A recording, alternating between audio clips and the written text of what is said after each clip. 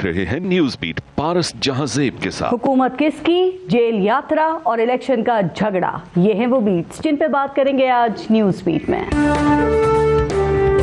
लोग तबाह हो रहे हैं इस वक्त महंगाई से। आज जितना बुरा हालात है पाकिस्तानी कौम के कभी थे नहीं। महंगाई का दूसरा नाम महंगाई खान इमरान खान है।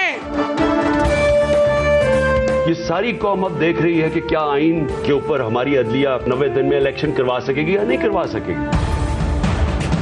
प्लास्टर ना हो गया, पेशावर की बीआरटी हो गई जो उतरने का नाम ही नहीं ले रहा।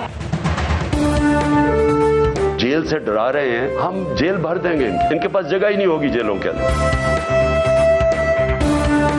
लोगों को कहते हैं जेलें भरो और खुद फोन करके कहते हैं आज की रात खैरियत से गुजर जाएगी ना।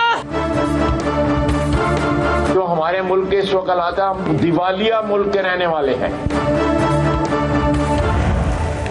अस्सलाम वालेकुम, मैं हूं पारस जहांजेब। जंग हो या कोई सियासी और हुकूमती महाज, फतह और कामयाबी के बहुत से दावेदार होते हैं। क्रेडिट लेने के लिए दर्जनों लोग लाइन में लगे नजर आते हैं। कई तो खून लगाकर शहीदों और गाजियों में शामिल होने के लिए भी तरह तरह की तरकीबें लड़ाते फिरते हैं, जबकि शिकस्त और नाकामी यतीम होती है। आप जानते हैं ना कि नाकामी की जिम्मेदारी लेने से सभी भागते हैं, घबराते हैं। नाकामी के बाद एक दूसरे पर इल्जामात की बारिश होती है, एक दूसरे के कसूर निकाले जाते हैं। अब इसकी ताज़ा मिसाल मौजूदा हुकूमत नाकामियां हैं। जिस पार्टी का वजीर आजम है, जिसकी हुकूमत है, काबीना में सबसे ज्यादा वजीर जिस पार्टी के हैं, उसी पार्टी की सीनियर नायब सदर और चीफ ऑर्गेनाइजर मरियम नवाज का कहना है कि वो जानती है कि महंगाई से गरीब मुतासर होता है, लेकिन ये हुकूमत उनकी नहीं है। इस बयान के बाद अब हर कोई ये सवाल कर रहा है कि आखिर ये हुकूमत किसकी है भाई। हुकूमत पीटीआई की हो या नून लीग की, सभी IMF से सख्त शराइत पर कर्ज लेते हैं, लेकिन घर आकर शराइत पूरी करने से इनकार करते हैं, मुआहदा तोड़ देते हैं। हर कोई अपनी अपनी सियासत में लग जाता है और इन्हीं खिलाफ वर्जियों की वजह से इस वक्त IMF का मुआहदा खटाई में पड़ चुका है। एक के बाद एक शर्त पूरी हो रही है, लेकिन मुआहदा नहीं हो रहा। शायद IMF भी सवाल कर रहा है कि आखिर पाकिस्तान में हुकूमत किसकी है। पहले भी महंगाई कम नहीं थी, लेकिन गुज़िश्ता 10 माह में तो महंगाई का सुनामी आ चुका है। रोटी, कपड़ा, मकान के अलावा इलाज, दवाएं और बच्चों की स्कूल की फीस, हर चीज आम आदमी की पहुंच से कोसों दूर जा चुकी है। और अब तो 22 करोड़ लोग भी यही सवाल कर रहे हैं कि आखिर ये हुकूमत किसकी है। 2 असेंबलियां तहलील हुई तो पंजाब और KP में 90 दिन के अंदर इलेक्शन आइन का तकाजा है, लेकिन आइन की तारीख को सलीमुल्लाह कलीमुल्लाह का खेल बना दिया गया है। गवर्नर से इलेक्शन कमीशन से अदालतें और अदालतों से फिर इलेक्शन कमीशन, यानी कि मामला गोल गोल घूम रहा है, लेकिन इलेक्शन की तारीख नहीं मिल रही। अब तो आइन भी ये सवाल कर रहा है कि आखिर ये हुकूमत किसकी है।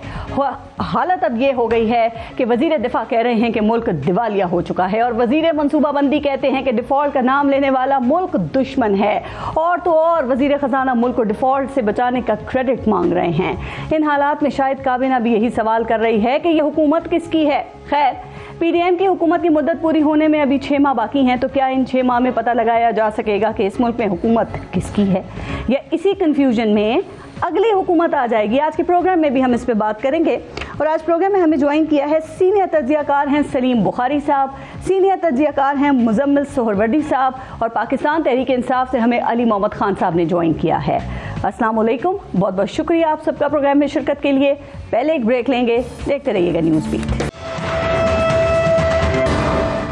सलीम बुखारी साहब, आपसे शुरू करते हैं। सर, यहाँ से बात शुरू कर लेते हैं। मरियम नवाज कहती हैं मेरी हुकूमत नहीं है, मेरी हुकूमत वो होगी जिसमें वजीर आजम मियां नवाज शरीफ होंगे। तो अगर ये नून लीग की हुकूमत नहीं है, तो सर ये किसकी हुकूमत है? चूंकि जिनकी हुकूमत है उनमें तो इस हुकूमत को मानने पर ही इख्तिलाफ चल रहा है। बहुत शुक्रिया आपका पारस। गुजारिश ये है कि जिसकी हुकूमत कोई मार का सर ना कर सके, कोई अचीवमेंट जिसकी ना हो, उसको तो सारे डिसोन कर ही देते हैं। और मेरे ख्याल से मरियम ने भी यही हरकत की है कि चूंकि हुकूमत की कोई अचीवमेंट बताने के लिए कुछ नहीं है उनके पास, तो उन्होंने कह दिया कि हमारी तो ये हुकूमत नहीं है। जबकि उनसे पूछा जाए कि प्राइम मिनिस्टर साहब जो है उनके क्या लगते हैं या वो कौन है, और उसके नीचे जो 13 के करीब वजीर हैं वो किस पार्टी से हैं, तो पता चल जाता है कि हुकूमत किसकी है। तो एक तो ये सियासी बयान से ज्यादा इसकी अहमियत नहीं है, जानती वो भी है कि जो कह रही हैं वो ठीक नहीं है। सर, यानी आप ये कह रहे हैं कि हुकूमत को होना पड़ेगा। इन्होंने बड़े बड़े नारे मारे थे कि हमें इसहाक डार अगर वजीर आजम इनका है, वजीर खजाना इनका है, तो इस हुकूमत का हर मनफी या मस्बत जो क्रेडिट है उसको इनको ओन करना चाहिए। ये मीठा मीठा हापा और कड़वा कड़वा थूथू नहीं होना चाहिए। ये मतलब है, ये कहना ही नहीं चाहिए, बल्कि ये फैक्ट है, इसको तो डिनाई आप कर ही नहीं सकते हैं कि हुकूमत किसकी है जी। पीपल्स पार्टी तो एक सेकंड से पहले पल्ला झाड़ के एक तरफ को खड़ी हो जाएगी। ये हुकूमत नून लीग की है। नून लीग की हुकूमत को अगर उसका अपना सीनियर वाइस प्रेसिडेंट और चीफ ऑर्गेनाइजर ओन नहीं कर रहा है तो फिर इनका अल्लाह ही हाफिज है। और मैंने उसकी वजह आपको बता दी कि चूंकि कोई अचीवमेंट नहीं है, जो दावे किए गए थे वो पूरे नहीं हो रहे हैं, जो जादू की छड़ी हमारा ख्याल था कि इसहाकडार साहब के पास है वो काम नहीं कर रही है, और हर गुजरते दिन के साथ क्राइसिस डीपन हो रहा है, तो जाहिर है डिसोन तो करेंगे हुकूमत को अपनी को। लेकिन हैविंग सेड दैट, मैं आपको फिर ये कह रहा हूं कि इस हुकूमत के कफन में आखिरी कील ठुकेगी इसी महंगाई की वजह से, जिसको वो कोशिश कर रहे हैं कि आंखें बंद कर लें उसकी तरफ से, लेकिन इससे जान छुड़ाना उनको बहुत मुश्किल हो जाएगा। और ये कुछ ज्यादा देर नहीं लगेगी इसमें, अगले महीने 1.5 महीने में ये आवाजें आपको ग्रास रूट लेवल पर लोगों की तरफ से सुनाई देंगी। और मैं आपको बिल्कुल ईमानदारी से ये बात कहता हूं कि इस वक्त इलेक्शन कराने में कोई भी इंटरेस्टेड नहीं है, इसलिए कि सबको पता है कि ये बला हमारे गले पड़ेगी। पीटीआई को उठा के देख ले तो वो अदालतों में पहुंची हुई, तो कैसे होगा 90 दिन में इलेक्शन? कैसे अदालतों से 90 दिन में फैसले आएंगे? जो भी फैसला आएगा उसके ऊपर अपील होगी, फिर इंट्रा कोर्ट अपील होगी। तो मतलब कहने का ये है कि इलेक्शन तो कोई कराना ही नहीं चाह रहा, अपने गले ये फंदा डालने के लिए कोई आमादा नहीं है। सलीम बुखारी साहब इलेक्शन के ऊपर आते हैं, लेकिन निकल गया है, बिल्कुल ऐसे ही आवाम बेहाल है इस वक्त में। सर में होता है। सर एक सेकंड सिर्फ ये बता दीजिएगा, कहीं ये मुस्लिम लीग नून कोई नया बयानिया तो बनाने नहीं जा रही है कि इस वक्त आवाम से ये कहना है कि भाई ये हमारी हुकूमत नहीं है, और हमारे जब मियां नवाज शरीफ आएंगे तो वही नून लीग की असली हुकूमत होगी और उसके बाद ये हुकूमत परफॉर्म करेगी? अब थोड़ा सा लोग इंटेलिजेंट हो गए हैं, शऊर आ गया है उनको, वो इस किस्म के बयानियों को अब खरीदने पर आमादा नहीं है, इसलिए कि पूरी कुव्वत के साथ नवाज शरीफ साहब इस सेटअप के पीछे भी खड़े हुए हैं। तो क्या हुआ है, उनके पास कौन सी जादू की छड़ी है जो आते ही सारी कीमतें जो है वो बहा के ले जाएंगी हवा, और सारी कीमतें वापस चली जाएंगी अपने ओरिजिनल, उसके बाद कुछ नहीं होने वाला जी। ये अब कोई भी नारे खरीदने के लिए तैयार नहीं है, ये बयानिए बुकने सबके बंद हो गए हैं, इसलिए कि अवाम का तो की तबाही निकल गई है। पीटीआई ने कहा था चीखें निकलेंगी, पीएमएलएन ने कहा सिस्कियां निकलेंगी, अरे बाबा ये सब कुछ निकल चुका, अब तो भुरकस निकल रहा है लोगों का। ये लोग इनके गिरेबानों में हाथ डालने वाले हैं। पारस ये ज्यादा देर की बात नहीं है। ठीक है सर, आप देखिए इमरान खान पिछले 10 दिन के मुल्क डिफॉल्ट के दहाने पे है, तो कहते हैं कि पैनिक फैला रहा है ये शख्स, बड़ा जबरदस्त रिएक्शन आता है हुकूमत की तरफ से। लेकिन अब इनके वजीर दिफा जब ये कह रहे हैं कि दिवालिया हो नहीं रहा, हो चुके हैं, हम एक दिवालिया मुल्क में रहते हैं, तो सलीम बुखारी साहब इसके बाद कोई कसर रह जाती है आपके ख्याल में? क्या इन हुकूमती नुमाइंदों को सोच समझ के बयानात नहीं देना चाहिए सर? अंदाजा है कि डिफॉल्ट क्या होता है? उधर इनके वजीर मंसूबाबंदी एहसन इकबाल कह रहे हैं कि जो डिफॉल्ट की बात करेगा वो मुल्क दुश्मन होगा। ये हो क्या रहा है इस हुकूमत में? देखिए, फिर सबसे पहला मुल्क दुश्मन तो इस मुल्क का वजीर दिफा है ना, जिसने ये कहा कि डिफॉल्ट हो चुका। मैं ये कह रहा हूं आपसे कि अब इनके पास सवाए ये मान लेने की कोई चारा नहीं है, इसलिए कि इनके पास डिफेंस खत्म होता जा रहा है। ये जस्टिफाई नहीं कर सकते अपनी उन पॉलिसियों को जिसके नतीजे में कीमतें आसमान से बातें कर रही हैं। और मैंने आपको जो कहा, मैं अपनी बात फिर रिपीट कर रहा हूं, they have to do something very fast, क्योंकि लोगों के सब्र का पैमाना लबरेज है। आप बाहर निकल के जरा देखें तो सही कि कौन सी गाली है जो हर जबान से नहीं निकल रही है इस हुकूमत के लिए। सही, ये ग्राउंड रियलिटीज हैं, आप इससे चश्मपोशी नहीं कर सकते। आप ठीक कह रहे हैं कि बात ये, जब अपना ही वजीर दिफा इस तरह की बात कर रहा हो तो फिर कौन हमें कर्जा देगा, यही बात पहले इमरान रहे थे। लेकिन सर इस हुकूमत की किस बात पे हम यकीन करें? आप देखें अब से पहले तक, बल्कि अभी तक इनके कुछ हुकूमती नुमाइंदे ये कह रहे हैं कि हमारी हुकूमत आई तो हमने मुल्क को डिफॉल्ट होने से बचाया है, उधर वजीर दिफा ये कह रहा है कि मुल्क डिफॉल्ट हो चुका है। एक वक्त में ये दोनों काम तो नहीं हो सकते ना सलीम बुखारी साहब, तो इस हुकूमत की किस बात पे ये आवाम यकीन करे? बिल्कुल आपने ठीक कहा, जब इस किस्म के कॉन्ट्राडिक्टरी स्टेटमेंट्स एक ही हुकूमत के बीच से आने लगते हैं तो ये इंडिकेटर मिल जाता है कि सब ठीक नहीं है, all is not well in the state of Denmark. और यही सूरत हाल है। अब ये अपनी अपनी गर्दन बचाने के लिए, अपना अपना जिम्मा जो है दूसरे के गले डालने के लिए ये रवायत जो चल निकली, अब इसके ऊपर कोई खरीदने वाला नहीं है इसको। ठीक, अली मोहम्मद साहब इस पे आप भी जरा कमेंट कीजिएगा, आप लोग क्यों इतना मियां मरियम नवाज के ऊपर तनकीद करते हैं? वो तो कह रही है मेरी हुकूमत ही नहीं है, मेरी हुकूमत वो होगी जिसमें वजीर आजम मियां नवाज शरीफ होंगे, जिस हुकूमत का हिस्सा मियां नवाज शरीफ होंगे। या आप समझते हैं कि वो कुछ दूसरे कॉन्टेक्स्ट में बात कर रही हैं, वही कॉन्टेक्स्ट जिसमें आजकल खान साहब बात कर रहे हैं? वो भी कहते हैं ना कि मेरी ही हुकूमत थी लेकिन चला कोई और रहा था, और इस वक्त मरियम नवाज ये बात खुल के नहीं कर सकती जो कि जाहिर है उनके चचा वजीर आजम हैं। बहुत शुक्रिया। बिस्मिल्लाह बिस्मिल्लाह रहमान रहीम, अल्लाहुम्मा सल्लि व सल्लिम मुबारक अला सय्यिदिना मुहम्मद। इस वक्त जो मरियम साहिबा का बयान है वो तो मेरे ख्याल में संजीदा तबके तो उसको सीरियस नहीं लेंगे। जाहिर है मुस्लिम लीग नून की हुकूमत है ये एक शहजादी का बयान तो हो सकता है, लेकिन एक संजीदा सियासी कारकुन का बयान नहीं हो सकता। जिस जमात की हुकूमत है उसकी वो सीनियर वाइस प्रेसिडेंट हैं और वो जो है शहबाज साहब उनके चचा हैं। दूसरी उसमें अगर आप टेक्निकल एस्पेक्ट्स पे आए तो वही टीम है सवाए मियां नवाज शरीफ साहब के जी, वही उनके फाइनेंस हिसाबदार साहब हैं ख्वाजा आसिफ साहब। चाहे उनसे आप लाख डिसएग्री करें, लेकिन ख्वाजा आसिफ साहब ही वन ऑफ द मेन की प्लेयर्स सिंस अर्ली 90s 1990 की दहाई से वही उनके साथ हैं। और दस्तगीर साहब है, पहले उनके मोहतरम गुलाम दस्तगीर साहब हुआ करते थे। खुर्रम साहब काफी अरसे से मेन स्टे हैं उनके गुजरांवाला बेल्ट से। और इसी तरह सरदार अयाज सादिक साहब मेन मिनिस्ट्रीज पे इन्हीं के लोग हैं। So all of them are there सवाए मियां नवाज शरीफ साहब के।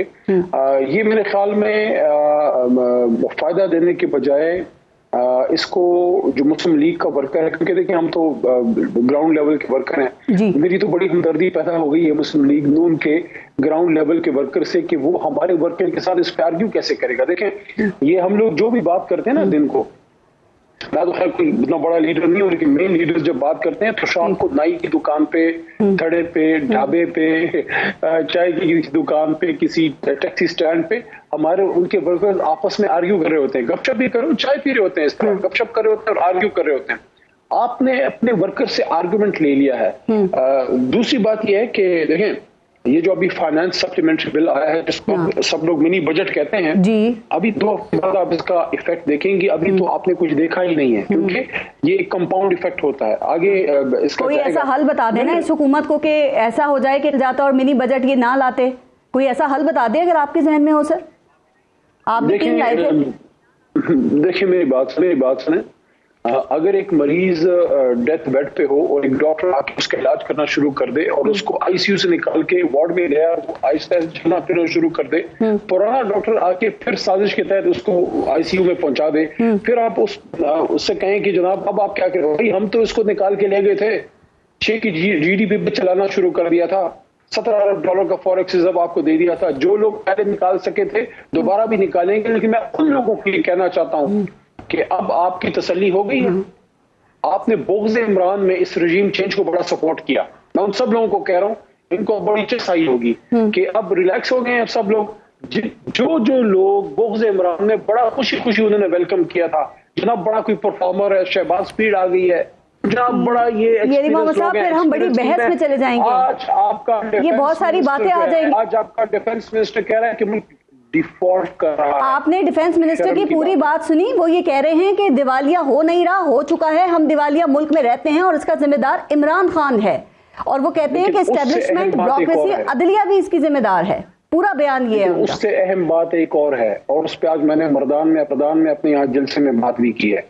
उससे अहम बात यह है कि ये जो एटॉमिक एनर्जी एजेंसी का बंदा आया है, हाँ। उनको भी हम क्लियरली बता दें और सबके कान जो है वो कान खोल के सुन लें।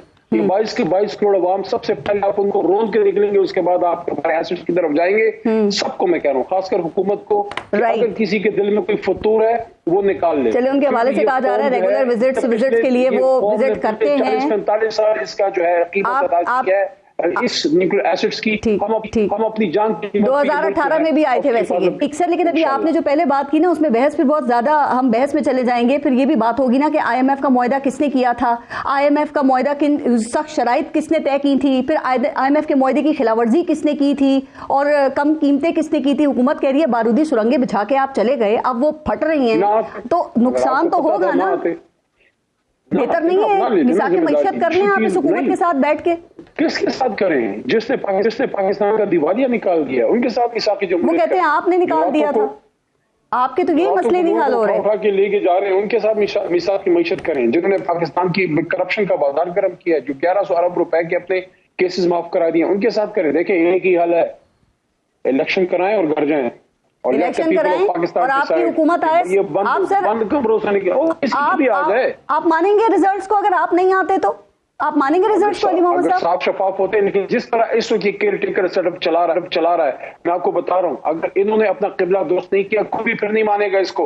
ये जिस तरह देखें, ये केयर टेकर हुकूमत लोगों को रातों को उठाने के लिए नहीं आई थी, ये आजाद शफाफ इलेक्शन कराने के लिए आई है। चुन चुन के उन लोगों को लगाया जा रहा है। उन्होंने 25 मई को इमरान खान साहब और तहरीक इंसाफ पे जुल्म किया था। जरा ये आगे बात करते हैं कि मयार क्या हो शफाफ इलेक्शन का, लेकिन मुजम्मिल सोहरवर्दी साहब, आपको लगता है कि इस वक्त इस मुल्क में जितनी पोलराइजेशन हो चुकी है तो ये मिसाक मईशत और मफाहिमत की बातें मजाक लगने लगी हैं, और आइंदा अब जिसकी भी हुकूमत आती है तो जो अपोजिशन है वो मईशत के ऊपर ही सियासत कर रही होगी सर, और क्या ये मुल्क इसी तरह से चलता रहेगा? देखिए, हमने इमरान खान को एज अपोजिशन भी देख लिया है और इमरान खान को एज प्राइम मिनिस्टर भी देख लिया है जी। ना वो एज प्राइम मिनिस्टर इस मुल्क में कोई कंसेंसस बिल्ड करने के हक में थे, ना वो एज अपोजिशन इस मुल्क में कोई कंसेंसस बिल्ड करने के हक में हैं। जब वो वज़ीर आज़म थे तो वो पार्लियामान की अहम मीटिंग्स में दूसरे कमरे में रूठ कर बैठ जाते थे। जब सिक्योरिटी इदारों के सरबराहान पार्लियामान को ब्रीफ कर रहे होते थे सिक्योरिटी मामलात पर, दीगर अहम मामलात पर, तो वो उन ब्रीफिंग से अकेले दूसरे कमरे में बैठे रहते थे और वो कहते थे मैंने इनके साथ नहीं बैठना। जो किसी तौर पर भी किसी वज़ीर आज़म का कोई काबिल तारीफ तो बिहेवियर नहीं करार दिया जा सकता कि आपकी जमात बैठी है, आपके मतहत आर्मी चीफ बैठा है, DG ISI बैठा है, आप रूठ कर दूसरे कमरे में बैठे हैं कि मैंने नहीं बैठना। फिर हमने उनको बतौर अपोजिशन लीडर 2014 से देख लिया, धरने से देख लिया, पनामा से देख लिया, अब देख लिया। चाहे वो वजीर आजम हो, चाहे वो अपोजिशन में हो, ना वो किसी के साथ बैठने के लिए तैयार हैं, ना वो किसी के साथ मिलकर चलने को तैयार हैं, ना वो किसी के साथ गुफ्तगू करने को तैयार हैं, ना वो पाकिस्तान के मुफाद में कोई कंसेंसस बिल्ड करने के लिए तैयार हैं। अब या तो बाकी स्टेक होल्डर्स को आप एक शिप में बिठाएं और वो शिप जो है समुंदर बुर्द कर दें, या उस पर गौरी मिसाइल मार दें ताकि सब खत्म हो जाए और एक अकेला इमरान खान इस मुल्क में रह जाए और उसकी अपनी हुकूमत हो, वही ऑपोजिशन हो, वही हुक्मरान हो। क्योंकि वो आप इलेक्शन करा दें, कोई तो लीडर ऑफ द ऑपोजिशन होगा, ठीक, चाहे 18 सीटों के साथ हो, 50 सीटों के साथ हो, 100% सीटें तो इमरान खान नहीं जीत जाएंगे ना। और तो वो जो लीडर ऑफ द ऑपोजिशन होगा, क्या इमरान खान उसके साथ हाथ मिलाने को तैयार होगा? सर, आपके सवाल बिल्कुल ठीक है मुजम्मिल सोहरवर्दी साहब, अगर जरा सा साइड पे रख दें, आपको नहीं लगता कि ये जो हुकूमत है, कैसे रखते हैं? मैं सवाल मेरा सुनिएगा, हुकूमत इमरान खान तो आप कह रहे हैं कुछ अच्छा चाहते ही नहीं है, लेकिन क्या ख्याल है कि ये जो हुकूमत है, इस हुकूमत के कुछ लोग क्या इस हुकूमत के खुद बड़ी ऑपोजिशन नहीं है? आप बताएं, क्या ये बात दुरुस्त है कि वजीर दिफा हमारे इस बात को तस्लीम कर रहे हैं कि मुल्क डिफॉल्ट हो चुका है? सर, इसके बाद हम किस मुंह से सऊदी अरब से, चाइना से और UAE से कर्जा मांगेंगे? और क्यों हमें कोई कर्जा देगा? इसलिए कि उनके पैसे डूब जाए, इसलिए कि उनको पैसे वापस मिलने का कोई इम्कान ना हो? देखिए, मैं उस बात का भी आपको जवाब देता हूं। पहली बात यह है कि आप ये क्यों कहती हैं, जरा सी गुफ्तगू कर लें कि इमरान खान को साइड पे रखते हैं। इमरान खान इस वक्त पाकिस्तान की सियासत में कोई ऐसी चीज नहीं है जिन्हें साइड पे रखा जा सके। बड़े स्टेक होल्डर हैं, ठीक कह रहे हैं, बड़े स्टेक होल्डर हैं। लिहाजा जब तक वो उनको ये एहसास नहीं दिलाया जाएगा कि भाई मिलकर चलना है, ये जो आप सोलो फ्लाइट करते हैं ये पाकिस्तान के मुफाद में नहीं है जी। जब आप गालम गलूच करते हैं और जब आप कहते हैं कि बाकी लोगों के साथ मैं बिल्कुल हाथ मिलाने के लिए और बैठने के लिए तैयार नहीं हूं, ये बात ठीक है, तो ये आप बतौर वजीर आजम आपका ये अमल ठीक है और ना बतौर लीडर ऑफ द ऑपोजिशन ये अमल ठीक है। हाँ। तो साइड पे नहीं रखा जा सकता, ठीक है। अब जहां तक आपने बात की है कि जी वजीर दिफा साहब ने कहा है कि हम डिफॉल्ट कर चुके हैं और जो उसके बाद कौन हमें कर्जा देगा, बात यह है कि क्या गलत कहा है उन्होंने? तो डिफॉल्ट डिक्लेयर करें ना, कम से कम कर्जों से तो आवाम को देने के लिए भाषण रह गए हैं, बस ये डिक्लेयर करें सर पे। देखिए डिफॉल्ट डिक्लेयर करें या डिफॉल्ट डिक्लेयर होने से पहले आपको समझ आ जाए, सवाल ये है कि जितने कंटेनर पोर्ट पे खड़े हैं क्या इसलिए हमने शौकिया खड़े किए हुए हैं? पैसे नहीं है तो नहीं छुड़वा पा रहे ना जी। जो एलसीज नहीं खुल रही हैं वो क्या हमने शौकिया बंद की हुई हैं एलसीज के? जी, पैसे नहीं है तो नहीं खुल रही है ना। ये जो हम टैक्सेस लगा रहे हैं क्या हम शौकिया लगा रहे हैं? पैसे नहीं है तो लगा रहे हैं ना। तो अगर पैसे नहीं है तो इसका मतलब है कि अमली तौर पे पाकिस्तान के पास मुल्क चलाने के लिए पैसे नहीं है जी खजाने में। हाँ। अब अगर ये बात कह दी जाए तो आप बेशक कहें जी कि क्यों कह दी, लेकिन हकीकत तो यही है। नहीं, डिक्लेयर कर दें, जैसे श्रीलंका ने किया, डिक्लेयर कर देना, ताकि फिर कर्जों से जान छूट जाएगी। अल्लाह ना करे वो स्टेज आए कि डिक्लेयर करते हैं। आपको शायद उसके कॉन्सिक्वेंसेस का अंदाजा नहीं है। मुझे नहीं, क्या वजीर के कॉन्सिक्वेंसेस का अंदाजा है? क्या उनको पता है सर? तो इसलिए अगर वो डिक्लेयर नहीं किया जा रहा और कोशिश की जा रही है कि उस स्टेज पे ना पहुंच सकें, तो हम जरूर, आप ये चाहती हैं कि वो स्टेज ले आई जाए और वो ऐलान कर दिया जाए। मुजम्मिल साहब, मैं कहता हूँ इस मुल्क की सियासी क़यादत को होश के सवाल ये है, स्पेक्यूलेशन कोई भी ना करे, चाहे हो या चाहे ऑपोजिशन हो। अब दूसरा, ख्वाजा आसिफ के हवाले से जो हम बात कर रहे थे सर, वो शिकायत करते हैं जैसे वो वजीर दिफा नहीं बल्कि 35 साल से कोई खेती बाड़ी कर रहे हैं। आप देखें, कभी वो गोल्फ क्लब्स पर तनकीद करते हैं कि अरबों रुपए की सरकारी जमीन गोल्फ क्लब पर गोल्फ क्लब्स कायम हैं।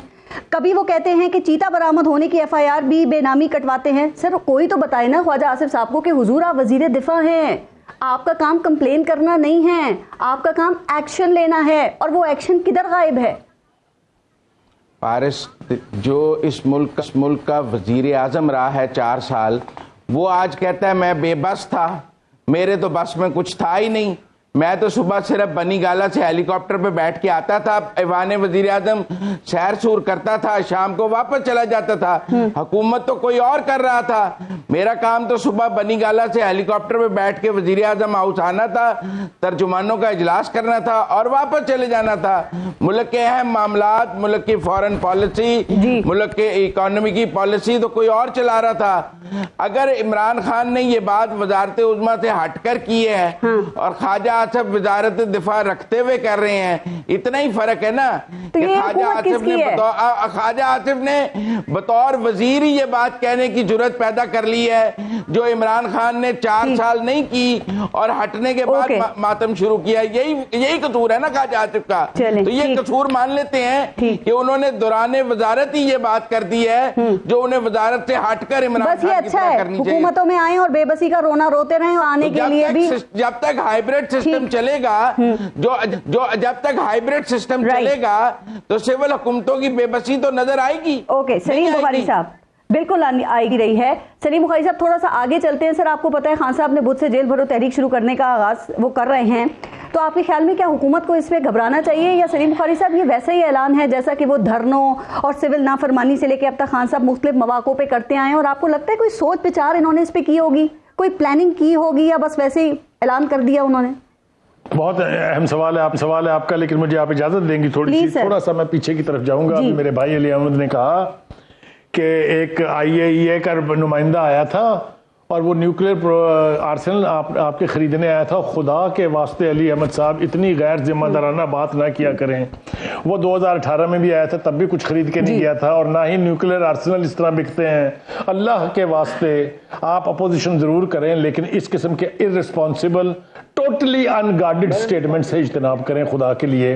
वो नूरी अस्पताल का दौरा करके वापस चला गया ये कह के कि आप न्यूक्लियर टेक्नोलॉजी को सिविल पर्पसेस के लिए, जरा एक मिनट मेरी बात आप पूरी सुन लेना, न्यूक्लियर टेक्नोलॉजी को सिविल इस्तेमाल में लेके आए ज्यादा से ज्यादा। इसी तरीके से खान साहब ने कहा था रजीम चेंज जो है वो इंपोर्ट हुई है अमेरिका से। अब पिछले 8 महीने से उसकी वजाहतें दे रहे हैं कि नहीं ऐसा तो कभी था ही नहीं, ना मैंने ऐसा कभी कहा था। अल्लाह के लिए अपोजिशन जरूर करें, बेड़ा गर्क कर दें मुस्लिम लीग का बयानों से, लेकिन इस तरह के बयान तो ना दें जिसकी ना पैर है ना जिसका कोई सर है खुदा के लिए। अब आ जाता हूं आपके सवाल की तरफ मैं पारस। जी सर। जेल भरो तो देखिए, गुजारिश यह है कि एहतजाज का हक हर पार्टी के पास है। खान साहब ने हुकूमत से निकलने के बाद इसके 3-4 मुख्तलिफ पहलू जो है वो आजमाए हैं, चाहे वो 25 मई थी, चाहे वो उससे पहले सारा मुल्क बाहर निकल आया था, चाहे वो 26 नवंबर थी, और चाहे वो लॉन्ग मार्च थी। अब उन्होंने जेल भरो का तंजीम की बात, भरो तहरीक की बात की है। देखिए, गुजारिश ये है कि एक तरफ तो हम ये कहते नहीं थकते हैं कि मुल्क की इकोनॉमी का हाल इतना बुरा है कि हम डिफॉल्ट के किनारे पहुंचे हुए हैं, और दूसरी तरफ हम इसको डिस्टेबलाइज करने की, जिसकी मौजूदगी में दुनिया का कोई मुल्क, दुनिया का कोई फाइनेंशियल इंस्टीट्यूशन आपकी तरफ पलट के भी नहीं देखेगा। आपने पूरी दुनिया में 2 चीजें साबित कर दी। एक तो ये कि ये चोरों और डाकुओं का मुल्क है, ये करप्शन का मुल्क है, यहाँ पर कोई आदमी बाहर से आके पैसे न लगाए। आज के बयानात आप उठा के जरा देखें फवाद चौधरी साहब के और शिबली फराज रियाज साहब के, और खुदा के वास्ते पाकिस्तान दुश्मनी ना करें, सियासत करें, बेड़ा गर्क कर दें मुस्लिम लीग का आप, लेकिन रियासत का तो ख्याल कर लें खुदा के लिए। रियासत को तो माफ कर दें, इसका तो कोई कसूर नहीं है। ये थी तो आपका इक्तदार था, ये है तो आपका इक्तदार होगा दोबारा। एक बात सर, आपने फौज चौधरी का बयान सुना था कि कोई वजीर आजम को वीजा ना दे, सियासी बाइकआउट कर दें। मौजूद नहीं। आप मुझे बताइए, ये कभी होता है? ये किसी बनाना रिपब्लिक में भी कभी हुआ है? किसी अफ्रीकन रिपब्लिक के बंदे ने कहा हो ये? तो जब आप इस तरह की सियासत करेंगे तो नतायज फिर यही है ना। आज मैं और आप बैठ के जो सर भिड़ा रहे हैं आपस में, कसूर तो इन सब सियासतदानों का है, इररिस्पेक्टिव ऑफ कौन किस पार्टी में है। सब अपने मुफाद की खातिर रियासत को स्टेक में लगा रहे हैं, अवाम को स्टेक में लगा रहे हैं, मीडिया को गालियां देते हैं, हरकतें अपनी नोट नहीं करते कि क्या से क्या करते हैं सुबह से शाम तक। अच्छा सर, ये जो अभी मैंने अपने जेल भरो तहरीक में की ना, ये प्लान इनका काफी इंटरेस्टिंग है। सलीम बुखारी साहब, आपकी नजरों से गुजरा होगा, ये एजाज चौधरी के मुताबिक 22 फरवरी से 1 मार्च तक रोजाना 200 कारकुनान और 5 रहनुमा ये गिरफ्तारियां देंगे। शुरू लाहौर से होगा, फिर पेशावर, रावलपिंडी, मुल्तान, गुजरांवाला, सरगोदा, साहिवाल और फिर फैसलाबाद तक ये पहुंचेंगे और रोजाना इनके 200 लोग गिरफ्तारियां देंगे, कारकुनान इनके। इससे आपको नहीं लगता कि पाकिस्तान में तो जेलें नहीं भरेंगी सर? ये तो 8 दिन में तकरीबन कोई 2000 लोग भी नहीं बनते हैं। जी मैं अर्ज करूं आपसे, मैं आपको अर्ज करूं, इसको बिल्कुल आपने बात तो सही पकड़ी है, लेकिन मैं इसकी थोड़ी सी और वजाहत कर देता हूं जी। देखिए, जेल भरो के लिए जब लोग जाएंगे गिरफ्तारी देने के लिए, जब तक वो कोई जुर्म नहीं करेंगे, हुकूमत ने आज अपनी स्ट्रेटजी वाजे कर दी है कि हम उसको नहीं पकड़ेंगे। That means they have to break the law. कुछ ना कुछ करना पड़ेगा, चाहे वो पत्थर मारे पुलिस की वैन पे, चाहे वो थप्पड़ मार दें किसी पुलिस वाले को। ये पहले एक हल्की सी इसकी हमें झलक मिलती है माजी में, ये कामयाब नहीं हुई थी, और ये 200 लोगों से जेलें भरने से कुछ नहीं होगा। मेरे ख्याल से खान साहब को इस कैंपेन को खुद लीड करना चाहिए। मैं आपको ईमानदारी से ये कहता हूं कि तहरीक इंसाफ बहुत बड़ी जमात है, तहरीक इंसाफ की बहुत फॉलोइंग है, ऐसी तारीख में कभी नहीं थी। लेकिन कोई तारीख मैंने लीडर के फ्रंट फुट पे हुए बगैर कामयाब होते नहीं देखी है। खान साहब को निकलना होगा, अब नहीं होता इसलिए कि खान साहब होगा इसका। सर, खान साहब खुद पहले अब गिरफ्तारी नहीं देंगे, अब तक की बातों से यही जाहिर हो रहा है। पहले यही समझा जा रहा था कि शायद वो खुद फ्रंट से लीड करेंगे और वो खुद पहले गिरफ्तारी देंगे, खुद पहले जेल में जाएंगे। लेकिन आपके ख्याल में क्या ये बेहतर स्ट्रेटेजी नहीं है? अगर इमरान खान जेल चले गए तो पीछे रह क्या जाएगा फिर उनकी गैर मौजूदगी में हम देखते हैं कौन से शहर की कौन सी जेल भरने जा रही है। वैसे ही 116 जेलें हैं पाकिस्तान में। ठीक, मैं एक ब्रेक लूंगा, सब ब्रेक के बाद फिर इस पे बात करेंगे। ब्रेक लेते हैं, देखते रहिएगा न्यूज़ बीट। अच्छा अली मोहम्मद साहब, ये आपकी जेल भरो तहरीक का नाम सुन के ना वो हिंदुस्तान की आज़ादी की हिंदुस्तान छोड़ दो तहरीक याद आ जाती है, जिसमें कांग्रेस ने जेलें भरने का ऐलान कर दिया था। और फिर वो याद है आपको, पीपल्स पार्टी ने भी जनरल जियाउल हक के खिलाफ ऐसी ही इससे मिलती जुलती एक तहरीक शुरू की थी, जिसमें नुसरत भुट्टो ने गिरफ्तारी दी थी। लेकिन आपको पता है ना कि ना इन तहरीकों से ना अंग्रेज हिंदुस्तान से गए थे, ना उन्होंने छोड़ा, और ना ही जनरल जियाउल हक मुस्ताफी हुए थे। आप कैसे कामयाब करा लेंगे सर इस तहरीक को? जी मैं इस पे बात करता हूँ, लेकिन सलीम बुखारी साहब पता नहीं क्यों इतने डिफेंसिव हुए जब मैंने इंटरनेशनल एटॉमिक एनर्जी एजेंसी के डीजी की आने की बात की। ये तो हुकूमत नहीं है, हुकूमत का कोई बंदा इसका प्रॉपर जवाब दे देगा। मैंने ऑफेंसिव हुआ, it was not defensive, it was offensive. भाईजान आप बड़े भाई सुन ले मेरी बात। हमने ये नहीं कहा मैं डिफेंसिव नहीं था, मैं ऑफेंसिव था। आई टुक ऑफेंस। हमने ये नहीं कहा भाईजान, सुन ले मेरी बात को तो सुन लेना बात कि कोई भी पाकिस्तान में आपके लीडर ने कहा है भाई, लीडरों ने कहा है भाई साहब, जी कोई भी इजाजत नहीं देगा कि कोई डीजी आए और यहाँ पे आके हमें लेक्चर दे। और इस टाइम पे जब आपने कैसे एज्यूम किया, डिफेंस मिनिस्टर जब वो कह रहा है कि डिफॉल्ट करके जा रहा है, इस वक्त हुकूमत की रिस्पॉन्सिबिलिटी है कि कौम को एतमाद मिले कि इस वक्त वो बंदा क्यों आया है और क्यों उसने ये बयान दिया है। ये न्यूज़ हमने ऐसे नहीं बनाए, इसके लिए 40 साल हमारे लोगों ने कुर्बानियां दी हैं और ये हजारों लाखों शहीदों की कुर्बानियों के बाद ये मौजूद है। सिविल इंजीनियर और हमारी मिलिट्री सब ने कुर्बानियां दी हैं।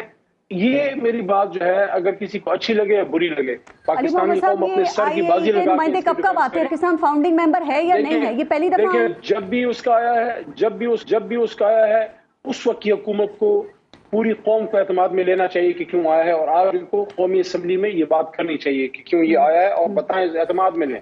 क्योंकि कौम को इस वक्त शकूक व शुबात हैं। जिस तरह से आपकी इकोनॉमी है जो मुल्क डिफॉल्ट, हम कह रहे हैं अल्लाह करे ना करे, मुल्क का डिफेंस मिनिस्टर कह कर गया, what is he up to?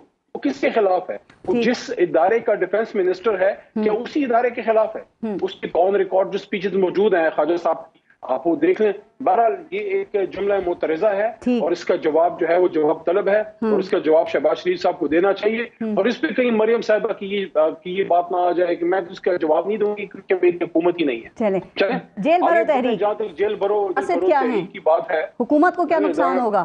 देखिए, पहली बात तो ये है, आपने इस पर भी थोड़ी सी गुफ्तगू की है कि कौन कौन जाएगा। मुख्तलिफ शहरों के स्केड्यूल आ गए हैं, वहां से बतदरीज लीडरशिप वर्कर्स जाएंगे। अगर इमरान खान साहब खुद जाके गिरफ्तारी देना भी चाहें, सबसे पहले तो मैं ऑब्जेक्ट करूंगा। हमारे कारकुन, हमारी लीडरशिप जो है, हम नहीं समझते कि इमरान खान साहब को गिरफ्तारी देनी चाहिए। एक बार उनकी जान पे हमला हो चुका है और इस बात का एहतमाल है कि जिस तरह बेनजीर शहीद साहिबा पे कारसाज में हमला हुआ, उसके बावजूद वो गई लियाकत बाग में शहीद हुई।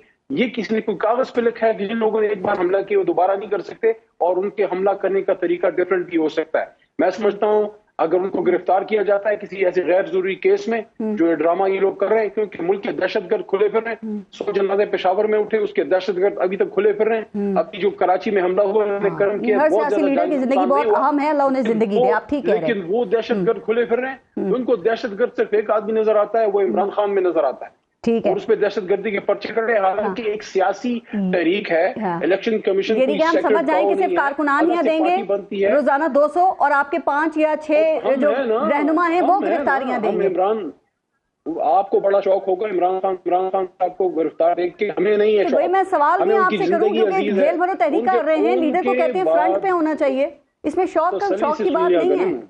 सुन लिया करे तसल्ली से। जब आप एक मुल्क का असासा बनते हैं, जब आप पे करोड़ों लोगों के होप्स आपके साथ होते हैं, आप खुद से फिर अपना फैसला नहीं कर सकते। मैं क्लियरली ये बात कर रहा हूँ, हमारी टॉप लीडरशिप, हम लोग बिल्कुल इसके हक में नहीं है कि इमरान खान साहब गिरफ्तारी दें या उनको नाजायज गिरफ्तार किया जाए। किसी की ख्वाहिश हो सकती है, किसी की फरमाइश हो सकती है कि इस बंदे को वी वांट बिहाइंड बार्स, लेकिन जब तक एक लीगल प्रोसेस पूरा नहीं किया जाता, देखिए गिरफ्तार लीडरशिप होती है, बड़े बड़े लीडर गिरफ्तार हुए हैं, लेकिन ऐसी हालत में जब उन पे जान का हमला हुआ है और हर वक्त खतरा है। आपने उस दिन देखा जब उनको लाहौर हाई कोर्ट में जाना था और जब वो बाहर निकले, जो सिक्योरिटी कंडीशंस थी वो आपके सामने है। मेरे ख्याल में आपने सर, आप गिरफ्तारी के लिए तैयार हैं? तो इंशाल्लाह नहीं, आप तैयार हैं? लीडरशिप और कहां से देंगे, लाहौर से या पेशावर आने का इंतजार करेंगे? मैं आपको अर्ज कर रहा हूँ कि मेरे समेत तमाम leadership one step down Imran Khan साहब के नीचे जितने भी हम सब हैं, हम सब तैयार हैं। पहले अपने इलाके का MNA MP आगे जाएगा, फिर कारकुनों के साथ। अच्छा अली मोहम्मद साहब, एक सवाल, आप क्या ऐसी दे देंगे या कोई कानून की खिलाफवर्जी करेंगे, कोई जुर्म सरजद करेंगे? चूंकि बड़ा वैलिड पॉइंट उठाया था अभी सलीम बुखारी साहब ने कि आप लोगों ने क्या पुलिस के सामने जाके कहना है आओ हमें गिरफ्तार कर लो, हम पे कोई भी मुकदमा बना दो, हमने सिर्फ जेलें भरनी है। क्योंकि सर जाहिर है वो बगैर कानून की खिलाफवर्जी के या कोई जुर्म के, तो वो आपके मुतालबे पे तो सिर्फ आपको गिरफ्तार नहीं करेंगे ना, तो क्या करेंगे आप लोग गिरफ्तारी के लिए? देखिए, पहली बात तो यह है कि कोई कानून तोड़ना या इमलाक को नुकसान पहुंचाना ये हमारी पुलिस है, इनकी वर्दी पे हाथ डालना, इनको नुकसान पहुंचाना ये अपने आप को नुकसान पहुंचाना है। तो कोई इलीगल काम तो हम उसका तो सवाल ही पैदा नहीं होता। हम एक वॉलंटरी गिरफ्तारी पेश करेंगे, अगर वो नहीं करेंगे वहां पे धरना होगा, वहां पे बैठे रहेंगे जब तक वो गिरफ्तार नहीं करेंगे। हाँ, ये समझना कि जाके वहां पे हम कोई तोड़फोड़ करें और या कोई कानून तोड़े, मेरे ख्याल में ये बड़ी दस्तयास है। और इससे आप क्या मकसद हासिल करेंगे कि इस तहरीक से हुकूमत को क्या नुकसान होगा? कोई कैलकुलेशंस तो की होंगी ना आपने? देखिए, एक ही मकसद है, वो ये है कि एक जनरल इलेक्शन की तरफ इस मुल्क को लेके जाया जाए पीसफुल तरीके से, ताकि एक इलेक्शन हो और ये जो बोतल के अंदर जो जिन बंद है वो निकल आए। अब हम अपना फैसला कर दें, फिर जिसने भी इस मुल्क को 5 साल आगे लेके जाना है वो लेके जाए, इन्हीं लोगों को वोट कर दें। लेकिन मेरे ख्याल में अवाम ने इनके असल चेहरे देख लिए हैं। अब तो इनका अपना वर्कर भी शायद इनको वोट ना करे, क्योंकि उनकी सीनियर नायब सदर ही अपनी हुकूमत को ऑन करने के लिए तैयार नहीं है। ये उसी तरह है जब एक बहरी जहाज पे आग लगती है और सब उसे छलांग लगाते हैं और आखिर में वो कप्तान भी छलांग लगा देता है। वो कप्तान इस डूबती कश्ती का शहबाज शरीफ। चलिए, तो उनकी आपने बात कर ली, उनकी बात की थी, तो अब ये आज की खबर है कि इलेक्शन कमीशन ने सदर को मुशावरत में शामिल करने से भी इनकार कर दिया है। सदर इसमें क्या, आपको पता है उनके इख्तियारात आईन में वाज़ेह है, वो क्या इसमें रोल प्ले कर सकते हैं? अली मोहम्मद साहब, इलेक्शन कमीशन तो नहीं मिल रहा। देखें मैं बसद एहतराम, मुझे नहीं समझ आ रही कि इलेक्शन कमीशन क्यों अपने आईनी जिम्मेदारी से वो दूर जा रहे हैं। जो लोग ये कह रहे हैं कि सदर मुमलिकत को इख्तियार नहीं है, वो शायद या तो ना समझ हैं या जान के सोए हुए हैं। और सदर मुमलिकत जब अपना ओथ लेता है, आर्टिकल 42 के तहत है मेरे ख्याल में, उस ओथ के 4-5वें पैराग्राफ में वो इस बात का अहद करता है कि मैं इस आइन की पासदारी करूंगा और इसकी किसी भी खिलाफ वर्जी को जो है मैं उसको रोकूंगा। अगर सदर मुमलिकत देख रहा है ओथ लेते हैं, वायलेशन आइन की हो रही है, सभी ओथ लेते हैं, हर कोई अलवी नहीं होता ना। डॉक्टर आरिफ अलवी नहीं कहता कि आइन की, सभी कहते हैं आइन की पासदारी करेंगे, किसी के जर खरीद नहीं है, वो अपने ज़मीर के मुताबिक बात करते हैं। अगर वो देख रहे हैं कि आइन की खिलाफ वर्जी हो रही है, आपके आर्टिकल 224 के तहत 90 दिन के अंदर इलेक्शन होना है, and nobody is interested in that, उनकी आइनी जिम्मेदारी है। अगर वो इसमें खत नहीं लिखेंगे, उसमें अपना रोल अदा नहीं करेंगे, तो वो अपने उस ओथ के साथ सही नहीं खड़े होंगे। इसलिए वो तो अपनी आईनी जिम्मेदारी पूरी करें।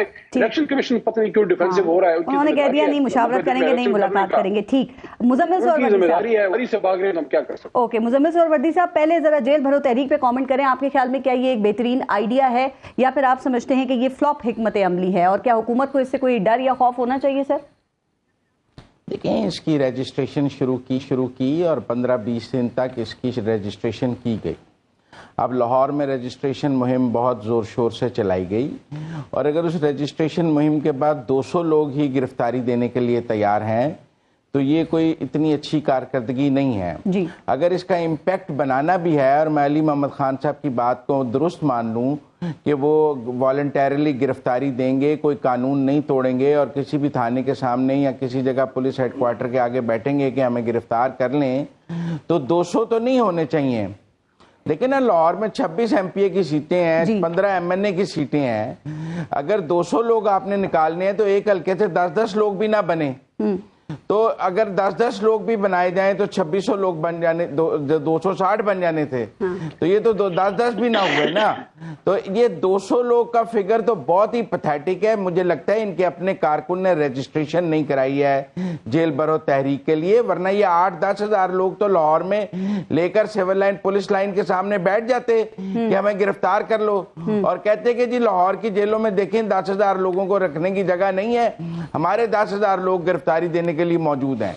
लेकिन 200 लोगों को तो रखने की जगह भी है, और 200 लोगों को गिरफ्तार, फर्क नहीं पड़ेगा। ठीक है, या तो सर ये भी तो हो सके, इनके अपने कारकुन ने रिजेक्ट कर दी है जेल भरो तहरीक, क्योंकि 200 is a very pathetic figure.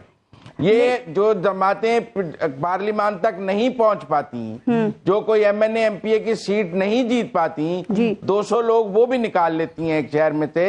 तो अगर PTI ने लाहौर से 200 लोग निकालने हैं, तो फिर इनको अपने बयानिए और अपनी सियासत पर को रिविजिट करना पड़ेगा। सर आपको पता है ना कि अपना सुकून और आराम छोड़ के जेल जाना रहना, ये बड़े सब्र की बात होती है। कारकुन थक गया है, इन्हें भी रेस्ट करना चाहिए, और कारकुन को भी रेस्ट देना चाहिए। बड़े बड़े सियासतदानों के हौसले टूट जाते हैं इसमें। लेकिन ये भी तो हो सकता है ना सोहरवर्दी साहब, हमको अपनी गिरफ्तारी का यकीन हो, या कहीं से उनको इंफॉर्मेशन मिली हो, और वो प्रिएम्पशन के तौर पे सिर्फ चेक करना चाह रहे हो कि अगर गिरफ्तारी होती है तो फिर किस तरह का रद्द अमल जो है वो सामने आ सकता है। क्योंकि आपको पता है ना, उनकी भी जमानतें मुस्तरद हो रही हैं। अब कल खबरें हैं कि शायद हाईकोर्ट ने बुलाया है, लाहौर हाईकोर्ट ने, और जाने का इम्कान है उनके, तो ये भी तो चेक किया जा सकता है ना। देखें, इस मुल्क में अली वजीर 2 साल कैद रहा है, इस मुल्क में जावेद हाशमी 6 साल कैद रहा है, इस मुल्क में हमने एहसन इकबाल को, इस मुल्क में हमने मिफ्ता इस्माइल को, मैं नहीं बात करता शहबाज शरीफ वगैरह की जी, बहुत लोगों को जेल काटते देखा है, और वो मुस्कुराते हुए, जब आप जमहूरी जद्दोजहद और सियासत के लिए जेल जाते हैं तो आप मुस्कुराते हुए जाते हैं और मुस्कुराते हुए बाहर आते हैं जी। ये जो 2-2 दिन की जेल के बाद रोती हुई शक्लें बनाकर बाहर आते हैं, ये कोई सियासी बिहेवियर तो नहीं है कि मैं 2 दिन जेल काटने के बाद आप रोने लग जाते हैं, आपके आंसू रुकते नहीं हैं। तो जिन लोगों ने यहाँ कोड़े खाए हैं सियासत के लिए, जिन्होंने कई साल कैद काटी है, जो आपकी हुकूमत में बेवजह कैद रहे हैं, जिनके रेफरेंसेस अदालतों ने मंसूख किए हैं, और आपने उनको 2-2 साल कैद रखा है, मौत की कोठरी में बंद रखा है, और वो अदलिया से बरी हुए हैं, उनके चेहरे पे तो हमने वो आंसू नहीं देखे हैं जो 2 दिन में आपके चेहरों पे नजर आ रहे हैं, और उसके बाद आप कहते हैं कि हमने जेलें भरनी है। सर इसके बावजूद आप देखिए कि इस वक्त अगर PTI की सारी क़यादत जो है वो माइनस इमरान खान गिरफ्तारी देने के लिए तैयार है, तो अपनी जमानतें विड्रॉ कर लें सुबह। ये सारे लाहौर की हमाद अजहर, यास्मीन राशिद, ये सारे अपनी, इजाज चौधरी अपनी जमानतें विड्रॉ कर लें, केसेस मौजूद हैं, अंदर चले जाएं और बेल ना लें। कहें जी जब तक मुल्क में इलेक्शन का अनाउंस नहीं होगा हम बेल नहीं लेंगे। ठीक, आपने बेल भी सुबह अप्लाई कर दी नहीं है, तो एक फोटोशॉप है, ट्विटर ट्रेंड है। चलिए सर, ये तो आपने इनके रहनुमाओं की बात कर दी। क्या आप ये मानेंगे कि इस वक्त बयानिया एक्सपर्ट इमरान खान से कोई बेहतर नहीं है? आप देखें ना वो क्या क्या नारे लेकर आए हैं, हकीकी आज़ादी, हम गुलाम नहीं हैं, सिविल नाफरमानी, जेल भरो तहरीक। तो क्या ख्याल है मुजम्मिल सरवरदी साहब, ये वो चीज़ें नहीं हैं जो नई नस्ल के लिए भी नई हैं और वो इससे फैसिनेट भी होते हैं? आपको नहीं लगता कि इस वक्त इमरान खान का जो हाथ है वो नौजवान नस्ल की नफ्स के ऊपर है? वो नौजवान नस्ल को गुमराह कर रहे हैं, उसका अखलाक तबाह कर रहे हैं, उसको बदतमीजी और गालम गलूच तैयार बना रहे हैं, उसको मुल्क से नफरत सिखा रहे हैं। इस बारे में कोई दो राय नहीं है। हमारे नौजवान वोटर की जो ज़हन साजी की गई है, अब देखें ना, वो कोई मुस्बत तो नहीं है। ये डिजिटल मीडिया का जमाना है, जो भी उस पर कंट्रोल कर लेता है, ये डिजिटल जमाना है ना, जो भी उस पर कंट्रोल कर लेता है अवाम जो है वो उसके साथ हो जाती है। मियां नवाज शरीफ का वोट नहीं, वोट को इज्जत दो और सिविल सुप्रीमेसी का नारा मशहूर नहीं हुआ था सर? वोट को इज्जत दो और सिविल सुपरमेसी के नारे के पीछे एक नाअहली मौजूद थी, जुडिशियल एक्टिविज्म मौजूद था, मॉनिटरिंग जज मौजूद था और उसके बयान हकायक इमरान खान साहब ने खुद बयान किए कि मुझे आसिफ कोटा साहब का फोन आया कि आप सुप्रीम कोर्ट आ जाएं, तो वो सब कुछ उसके पीछे मौजूद था। इसके पीछे क्या मौजूद है कि आप परसों फिर अमेरिकी सफीर के साथ बैठे हुए थे कि अच्छा वो हमारी डोमेस्टिक जरूरत है। मैं थोड़ा सा टाइम कम है, मैं जरा इसका जवाब ले लूं। आपको आईए के आने पे तो बहुत इतराज है। इमरान खान साहब खुद कहते थे कि ऑपोजिशन का क्या काम है कि वो जाके अमेरिकी सफीरों से मिले, तो आज पीटीआई के लीडर्स का क्या काम है कि वो अमेरिकी सफीरों और ओहदेदारों से बिल्कुल सलीम बुखारी साहब मिलते हैं ना। जी अली मोहम्मद साहब जरा जवाब दे दें इनको का, क्योंकि ये आप ही की पार्टी के रिलेटेड बात हुई है। और दूसरा ये कि वो उनका पॉइंट तो ठीक है, वो कह रहे हैं जमानतें कैंसिल कराएं ना आप अपनी। सर क्यों नहीं कराते फिर, जब जेल भरो तहरीक शुरू ही करनी है तो? एक तरफ जमानतें नहीं, ठीक है, नहीं इन्होंने अपनी राय का इजहार किया है, मुस्लिम लीग नून की रिप्रेजेंटेशन कर रहे हैं, तो उनका तो मैं जवाब देना मैं समझता हूं वेस्ट ऑफ टाइम है, क्योंकि जो ये उन्होंने बात की है, अगर आपकी किसी बात से इख्तलाफ कर लिया जाए तो आप उसको लेबल कर देंगे। खामोश रहे ना भाईजान, आप खामोश रहे ना। मैं आपने जो तजिया दे रहे थे सर, चढ़ रहे थे, मैं बड़ा खामोश बैठा हुआ। नहीं तजिया नहीं दे रहे थे, ये अपना बुग़्ज़ इमरान निकाल रहे थे। जब उन्होंने ये बात की कि इमरान खान साहब ने पाकिस्तानी नौजवानों को पाकिस्तान से नफरत सिखाई है, मैं तो ये नहीं समझता कि मुस्लिम लीग नून ने अपने कारकुन को नफरत सिखाई है। उनके तर्ज सियासत से मुझे एतराज हो सकता है, लेकिन मैं उन पे मुल्क से गद्दारी की बात तो नहीं करूंगा। अगर आप ये कहते हैं कि इमरान खान साहब ने नौजवानों को मुल्क से नफरत सिखाई है, ये आपका तजिया है, तो इस पे मैं अपना वक्त ज़ाया करूँ, मैं आपका जवाब दूं। मेरे ख्याल में ये भी मैंने 1 मिनट अपना ज़ाया किया है। संजीदा आदमी है, उनका कोई बात होगी उस पर मैं जरूर कमेंट करना चाहूंगा। बाकी ये नून लीग की रिप्रेजेंटेशन करना चाहे मेरी तरफ इसराइल की भी करे, मुझे कोई परवाह नहीं है। इसका जवाब मैं सिर्फ अपनी जल्दी से दे दें। बिल्कुल जवाब दें, मेरे ख्याल में ये 11 बजे के बाद जवाब दें और पूरे कल 11 बजे तक आप जवाब देते रहें। यहाँ पे बैठ के अगर कोई नेशनल लीडरशिप को इस तरह से मरून करेगा, ये बिल्कुल गलत बात है। ये जो अभी नौजवान फैसलाबाद से, एक मिनट, बिल्कुल ये इर्रिस्पॉन्सिबल है, अनएक्सेप्टेबल है। नहीं, आप इनको ये जो फैसलाबाद में अभी नौजवान कन्वर्ट हुआ है, सर उनका पॉइंट ऑफ व्यू है, मैंने सवाल किया, वो जवाब दे रहे हैं और मैंने इसीलिए आपसे आपको मैंने रेफर किया ना कि आप जवाब दें, ये ना कहें ना अली मोहम्मद, मैंने दोनों को बराबर मौका दिया है, आपको इसीलिए दिया कि आप जवाब दें उनका। इनसे सवाल पूछें कि इनकी टाई का रंग सुर्ख है, तो ये सुर्ख क्यों है, वो भी इमरान खान का कसूर होगा। इनसे पूछें पाकिस्तान में रात के 12 बजे फलानी जगह नहीं है, वो भी इमरान खान का। अभी फैसलाबाद में वेस्ट ऑफ टाइम है। फैसलाबाद में क्या है, फैसलाबाद में पर्चा काटा है उस्मान डार पे, आप वो जाके पर्चे की डिटेल देखें, शर्म आती है इंसान को कि इस लेवल पे हमारे मुल्क और हमारी रियासत गिर गई है। उस्मान डार पे उससे बेहतर था उन पे मत चोरी का इल्जाम लगा देते। ये इस वक्त हम अपने कौम का और अपने अवाम का घंटा ज़ाया कर रहे हैं। ये प्रोग्राम जी नहीं, इस प्रोग्राम में सब अपने पॉइंट ऑफ व्यू दे रहे हैं और आपको पॉइंट ऑफ व्यू का सर एहतराम करना चाहिए। उनकी राय है ना, अब आपको इसीलिए मैंने कहा ना आप जवाब दे दें उसका, ये तो ना कहें कि वक्त ज़ाया हो रहा है। फैसलाबाद के मेंबर के तौर पे आए, नहीं, फैसलाबाद में एक नौजवान को 5 साल कैद हुई है सोशल मीडिया पर पोस्ट लगाने पर, और पीटीआई पूरी उस सजा को कंडेम भी कर रही है और कह रही है कि गलत सजा हुई है। जो उसने पोस्ट लगाई थी वो रियासत के और रियासती इदारों के खिलाफ तज़हीक आमेज़ थी। आप एक तो वो ट्रेंड आप चला रहे हैं नौजवानों में कि ऐसी पोस्टें लगाएं रियासती इदारों के खिलाफ, और फिर जब उस पर नौजवान जो 18 साल का नौजवान है उसको सजा हुई है, फिर उस सजा को कंडेम कर रहे हैं ये कह करके ऐसी पोस्टों पर सजा नहीं होनी चाहिए। आप क्या देनसाजी कर रहे हैं?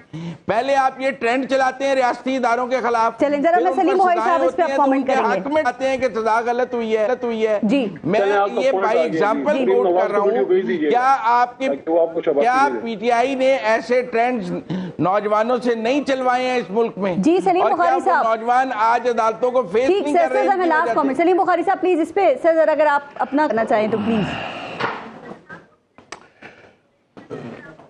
जी मैं बस मुख्तसर सा कमेंट करना चाहता हूँ, वो ये कि ये सोशल मीडिया के ट्रेंड्स, ये सोशल मीडिया के हैंडलर्स का रवैया, इसने पाकिस्तान की स्टेट को, इसने पाकिस्तान के इंस्टीट्यूशन को, इसने पाकिस्तान के रियासती और आईनी अदारों को जिस तरीके से जलील किया है, मैं ये बिल्कुल नहीं कहता कि कौन ABCD इसका जिम्मेदार है, लेकिन जो भी इसका जिम्मेदार है उसने पाकिस्तान से दुश्मनी की है, पाकिस्तान से दोस्ती नहीं की है।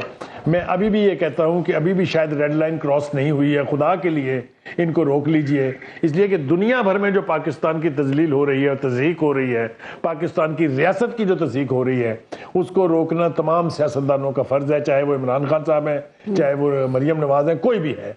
मेरा नहीं ख्याल कि इसको इनकरेज करना चाहिए। इसमें क्या क्या बातें चल रही हैं पारस, मैं और आप बैठ के टीवी स्क्रीन के ऊपर बयान भी नहीं कर सकते। इसलिए मेरी ये इल्तिजा है तमाम सियासी जमातों से कि खुदा के वास्ते अपनी डर्टी लिनन को मुल्क में धो लीजिए, उसको सोशल मीडिया के जरिए पूरी दुनिया में वो गंदे कपड़े जो हैं उसको न ले रहे हैं। जी अली मोहम्मद साहब, क्या ख्याल है कि रियासत जो ये ट्रेंड्स चलते हैं, आपके ख्याल में क्या इसको खत्म नहीं होना चाहिए? सर आप इसकी मजम्मत करते हैं? देखिए, रियासती इदारों के खिलाफ जो भी कोई ट्रेंड चलता है या चलाता है या चलवाता है, बिल्कुल गलत है, नहीं होना चाहिए। किसी फर्द वाहिद की डिसीजन मेकिंग पे एक कॉन्स्टिट्यूशनल पैरामीटर्स में आप क्रिटिसिज्म कर सकते हैं, और वो भी तब जब वो उस ओहदे पे ना रहें, अखलाक के दायरे के अंदर रहते हैं। लेकिन इंस्टीट्यूशंस हमारी इंस्टीट्यूशंस हैं और उनको नुकसान पहुंचता है तो मुल्क को नुकसान पहुंचता है, और इसलिए हम कह रहे हैं कि अब इलेक्शन होने दें, इलेक्शन कराएं ताकि सब लोग अपने अपने काम पे जाएं, और गैर जरूरी जो एस्टैब्लिशमेंट को इसमें इन्वॉल्व होना पड़ रहा है वो उससे डिस्टेंस आएगी। लेकिन जब जिस तरह से इस वक्त हो रहा है वो एक उसका साइड इफेक्ट है, उसका नेगेटिव इफेक्ट है, क्योंकि इस वक्त इलेक्शन की तरफ जो मुल्क नहीं जा रहा और लोगों के साथ जोर जबरदस्ती ज्यादतियां हो रही हैं, तो उधर से भी रिएक्शन आ रहा है और उसको किया जा सकता है। मुजम्मिल साहब जल्दी से क्लोज करूं शो पे, जल्दी से सर प्लीज। देखें अच्छी बात कीजिएगा, क्या आजम सवाती साहब ने माँ की गाली ट्वीट नहीं की? आप समझते हैं उन्होंने माँ की गाली ट्वीट नहीं की? जो हुआ वो अब उसकी मजम्मत अपनी जगह, लेकिन क्या जब आप माँ की गाली ट्वीट करेंगे तो आप बच्चों को क्या सिखा रहे हैं? ये गलत है। मजम्मत के साथ साथ इन बंद भी होना चाहिए। आप ठीक कह रहे हैं। मुजम्मिल सोहरवर्दी साहब, अली मोहम्मद साहब और सलीम बुखारी साहब, बहुत बहुत शुक्रिया आप सबका प्रोग्राम में शिरकत के लिए। अपना और अपने मुल्क का ख्याल रखिए। पारस जहां को इजाजत दीजिए। अल्लाह निगहबान।